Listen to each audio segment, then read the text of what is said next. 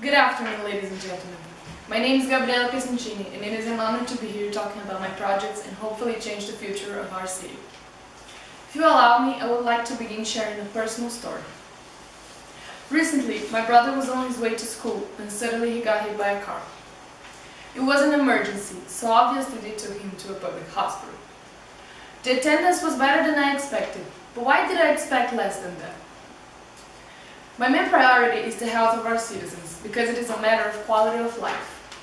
Hospitals here in Porto Velho are only considered good if it's a private one, but not all people have enough money to pay for it. If someone needs a complex surgery and the hospital can provide the procedure due to its precarious equipment or no equipment at all, that matters to me. So I will do everything in my power to make it better. I will use 40% of the budget to pay for advanced and sophisticated equipment so our staff can work properly. If a person needs a heart surgery and he or she needs to be sent to São Paulo or Rio de Janeiro to do it, that worries me.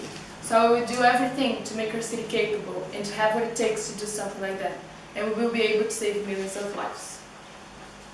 After all, my brother's case was very successful, but I wonder how many other cases had a tragic ending. And I'm not only talking about complicated cases that required surgery, but minor diseases that became big because of the bad treatment. 90% of the Porto Velho citizens don't have basic sanitation, so that means 90% of our citizens are easy targets to terrible diseases like cholera, leptospirosis, hepatitis A, and many others. So, if we don't invest in sewage treatment as well, we're not investing in health as a whole, and that's what I'm going to do to make our health vulnerable. Besides health, education is another issue in our city. The private schools of our city are exceptionally good. They have good teachers, meals, books, and everything someone that has good conditions can pay for. However, the public school situation are critical. You see, these people depend on the public service because they don't have enough money to pay for the good service. But what is the good service? Right now, it's the private one, and it shouldn't be like that. The teacher salaries is only 950 reais, and I will do everything to make them, and they deserve more because they're helping creating the future by teaching those kids what they need to learn for life. I will provide good school supplies and meals so they can have the same good quality of education such as the other kids do. The lack of infrastructure affects everyone. Going back to my brother's story, one of the main reasons that made him get hit by the car was the holes in the street that made his bike jump. Our streets have holes all around it, making it hard for people to ride on their cars, ride on their bikes, or to even go for a walk with their dogs. I will take part of our money and make them asphalted and clean, and I will make sure we have a pleasant view while we walk on them. So, planting new trees and building new squares is as significant as the streets.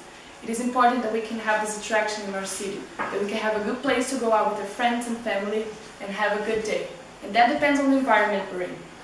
A good environment means a good day.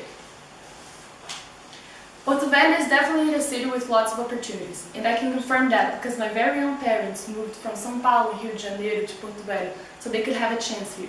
And that's what our city gave them, and that's what it will give to the other citizens. But besides opportunities, don't they deserve a good quality of life? We all sure do. The fundamental of the Universal Declaration of the Human Rights is the respect for the dignity of the human being. But how can we talk about dignity if there's someone lying in the hospital's floor waiting for attendance because there are no beds available or because of the lack of emergency equipment? How can we have dignity if when we go out the streets are poorly maintained, causing accidents? Where's a dignified life if there's so much urban garbage capable of producing the most terrible diseases and with underpaid professionals that have no motivation to go to work and create new professionals? All these factors contribute without a doubt to the premature death, and it doesn't respect the most important thing we all should have, a life with quality and dignity. And that's what voting for me means, a better chance of living. My name is Gabriella Piacentini, thank you so much.